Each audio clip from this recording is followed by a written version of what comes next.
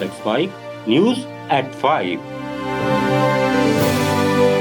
दिल्ली के भारत मंडपम में हुए एआई इम्पैक्ट समिट हंगामा मामले में इंडियन यूथ कांग्रेस के राष्ट्रीय अध्यक्ष उदय भानु चिप को दिल्ली की पटियाला हाउस कोर्ट ने 4 दिन के पुलिस रिमांड पर भेज दिया है।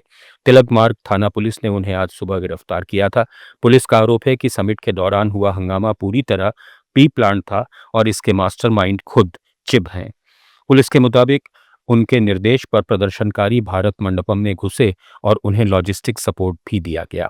पुलिस ने 7 दिन की रिमांड मांगी थी, लेकिन कोर्ट ने 4 दिन की मंजूरी दी। मामले की जांच अब दिल्ली पुलिस की इंटर स्टेट क्राइम ब्रांच को सौंप दी गई है। इधर लोकसभा में विपक्ष के नेता राहुल गांधी ने भारतीय युवा कांग्रेस के राष्ट्रीय अध्यक्ष उदय भानु चिप की गिरफ्तारी की कड़ी निंदा की है और युवा कांग्रेस कार्यकर्ताओं का खुलकर समर्थन किया है।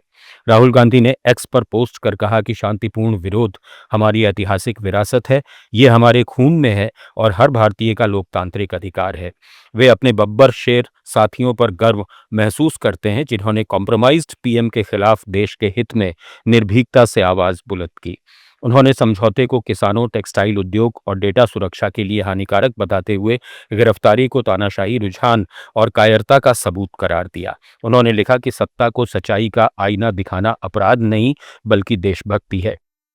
वहीं कांग्रेस अध्यक्ष और राज्यसभा में विपक्ष के नेता मल्लिकार्जुन खड़गे ने दिल्ली पुलिस की कार्रवाई पर कड़ा एतराज जताया।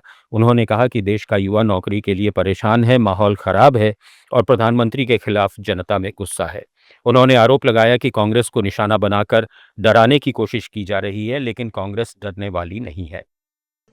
जो युवा आज नौकरी के लिए तड़प रहे हैं और देश के माहौल इतना खराब हुआ है जिसके कारण मोदी जी के ऊपर लोगों का बड़ा रोष है और मैं इसीलिए मैं ये चाहता था कि मोदी जी देश के लिए कुछ अच्छा काम करने वाले हैं, लेकिन मोदी जी ने तो देश का सत्यानाश कर दिया। दूसरी तरफ भाजपा नेता शहजाद पूनावाला ने कहा कि ये नेशनल शेम है। इनके शर्टलेस प्रदर्शन के लिए तो कांग्रेस के अलायंस पार्टनर भी नहीं बोल पा रहे हैं।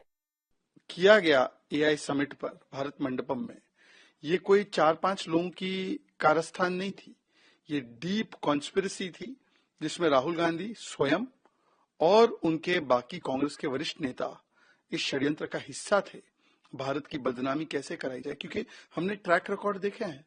ये विदेश में जाकर बोलते हैं भारत की लोकतंत्र मर चुकी है, भारत का इकोनॉमी डेड है। वो जाकर बोलते हैं कि भाई ऑपरेशन सिंदूर फेलियर हो गया, सेना कमजोर है भारत की।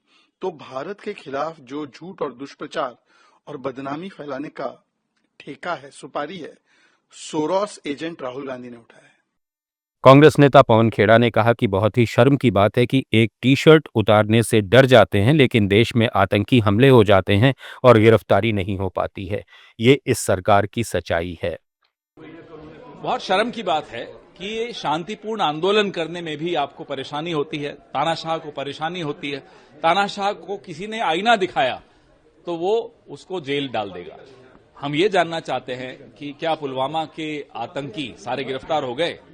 क्या पहलगाम हमले के सारे आतंकी गिरफ्तार हो गए? क्या लाल किले ब्लास्ट के सारे आतंकी गिरफ्तार हो गए?